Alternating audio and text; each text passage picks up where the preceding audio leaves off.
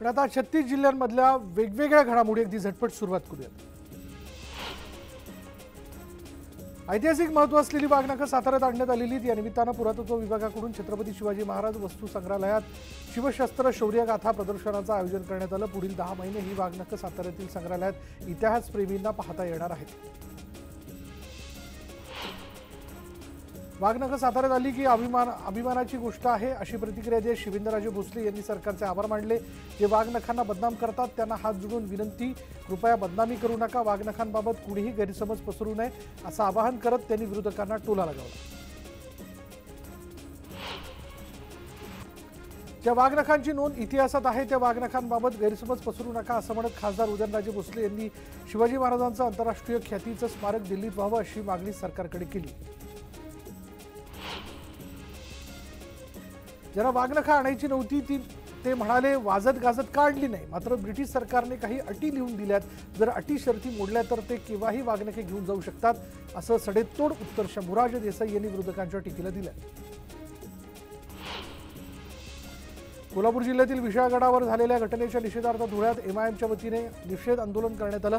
एमआयएमच्या वतीने जिल्हाधिकारी यांना निवेदन देऊन घटनेचा निषेध करण्यात आला। यावेळी एमआयएमच्या कार्यकर्त्यांनी जोरदार घोषणाबाजी करत निदर्शनं केली। विशाळगड अतिक्रमण प्रकरणामध्ये सरकारचा कट असून सरकार हे घडवतंय। अनेक दिवस तणावपूर्ण वातावरण आहे।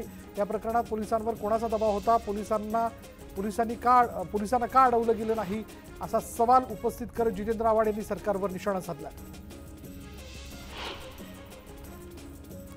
तुळजाभवानी देवीच्या दर्शनासाठी सशुल्क दर्शन पास आता ऑनलाईन काढता येणार आहेत। यासाठी मंदिर संस्थांकडून ॲप तयार करण्यात आले, त्यामुळे आता घरबसल्या सशुल्क पास काढता येईल।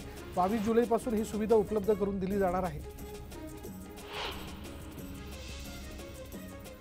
कोकणात कोसळत असलेल्या मुसळधार पावसाने कोकण रेल्वेचा वेग मंदावलाय। मुंबईतून गोव्याच्या दिशेने जाणारी मांडवी एक्सप्रेस 2 तास उशिराने, एलटीटी मडगाव 2.5 तास उशिराने धावते, तर मंगळा एक्सप्रेस हाप्पा सुपरफास्ट एक्सप्रेस 1 तास उशिराने धावतात। कोल्हापुरात कराड तालुक्यातील कुमठा इथे महामार्गावर दरड कोसळल्याने वाहतूक पूर्णपणे ठप्प झाली। गेल्या 4 दिवसांपासून दरडीचा काही भाग रस्त्यावर येत होता आणि त्यामुळे महामार्गावरील एका बाजूची वाहतूक बंद करण्यात आली। आज ही दरड संपूर्ण रस्त्यावर आल्यानं दोन्ही बाजूंची वाहतूक ठप्प झाली। या दुर्घटनेत दरडीखाली 2 मृतदेह आढळले होते, मात्र आजच्या अपघातात कोणतीही जीवितहानी झालेली नाही। मुंबई गोवा महामार्गावरील सावर्डी इथल्या पोलीस स्टेशन समोरील उड्डाण पुलावर ठिकठिकाणी तडे जाऊन पूल खचलाय। उड्डाण पूल सध्या वाहतुकीसाठी बंद करण्यात आला असून कामाच्या दर्जाबाबत प्रश्नचिन्ह निर्माण झालंय। सिंधुदुर्ग जिल्ह्यात कोसळलेल्या मुसळधार पावसामुळे तेरेखोल नदी धोक्याच्या पातळीवर वाहते, तर कर्ली नदी इशारा पातळीवर वाहते। त्यामुळे बांदा आळवाडी परिसर, बांदा मच्छी मार्केटमध्ये पुराचं पाणी शिरलंय, तर अनेक घरांना पुराच्या पाण्याने वेढा घातलाय। आंबेगाव तालुक्यातील गोहे आश्रमशाळेतील पोषण आहारात अळ्या सापडल्याचा प्रकार समोर आलाय। या प्रकरणी दोषींवर कारवाई करण्याची मागणी करत उभाटा सेनेच्या वतीनं आदिवासी कार्यालयावर धडक मोर्चा काढण्यात आला। प्रकल्प अधिकारी कार्यालयासमोर धरणे आंदोलन करण्यात आलं। पीक विम्याच्या मागणीसाठी मयूर बोर्डे यांचं जाफराबाद इथे गेल्या 5 दिवसांपासून अन्नत्याग आंदोलन सुरू आहे। 5व्या दिवशी बोर्डेंची तब्येत खालावली तरीही अद्याप शासनानं या आंदोलनाची दखल न घेतल्यानं शेतकऱ्यांनी संताप व्यक्त केला। सोलापूरच्या अक्कलकोट तालुक्यातील तहसील कार्यालयासमोर गेल्या 8 दिवसांपासून ठाकरे गटाचं चक्री उपोषण सुरू आहे। शेतकऱ्यांचा पीक विमा, दिवसा मोफत वीज अशा अनेक मागण्यांसाठी आंदोलन करण्यात येतं। या आंदोलनाला माजी खासदार विनायक राऊतांनी भेट दिली आणि शेतकऱ्यांच्या समस्या जाणून घेतल्या। अहमदनगरच्या शेवगाव नगर परिषदेच्या विरोधात भाजपचे प्रदेश सरचिटणीस अरुण मुंडे यांनी उपोषण सुरू केलंय। उपोषणस्थळी जागरण गोंधळाचा कार्यक्रम करून उपोषणाचा दुसरा दिवस करण्यात आला। यावेळी गोंधळाच्या कार्यक्रमातून विविध मागण्या करण्यात आल्या। बुलढाणा जिल्ह्यातील आसलगाव इथल्या जिल्हा परिषदेच्या शाळेत शिक्षक नसल्यानं विद्यार्थ्यांसह पालक आक्रमक झालेत। गेल्या अनेक महिन्यांपासून शिक्षकांची मागणी करून देखील शिक्षक मिळत नसल्यानं विद्यार्थ्यांनी पंचायत समिती कार्यालयाबाहेर ठिय्या आंदोलन केलं। नांदेडच्या रस्त्यांवरील खड्ड्यात बेशर्माची झाडं लावून पालिका प्रशासनाचा निषेध करण्यात आला। उभाटा युवा सेनेकडून हे आंदोलन करण्यात आले। नांदेड शहरात ठिकठिकाणी ड्रेनेज लाईन देखील खोदकाम करण्यात आलं, मात्र तक्रारी करूनही कंत्राटदारांनी खोदलेले खड्डे बुजवले नाहीत असा आरोप करण्यात आला। मनमाड शहरातील शाहीर अण्णाभाऊ साठे यांचं स्मारक अतिक्रमणाच्या विळख्यात सापडले।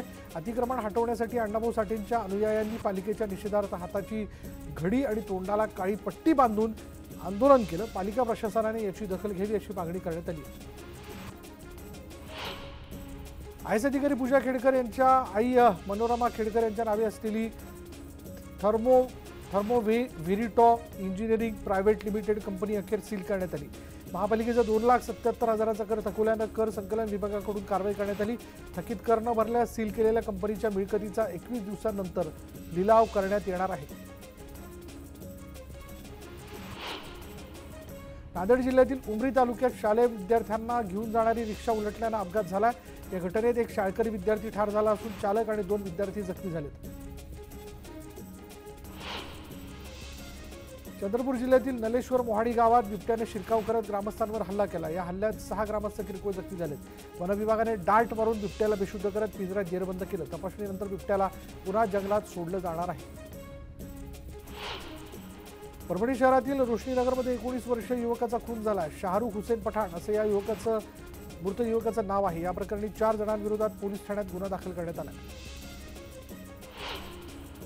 जुन्नरमधील महामार्गावर 3 तासांपासून रास्ता रोको सुरूच आहे। जुन्नरचे आमदार अतुल बेनके सुद्धा रास्ता रोकोत सहभागी झाले। अंत्यविधीला जमलेल्या नागरिकांमध्ये ट्रक घुसून 4 ठार तर 8 ते 9 जण गंभीर जखमी झाल्यानं नागरिक आक्रमक झाले।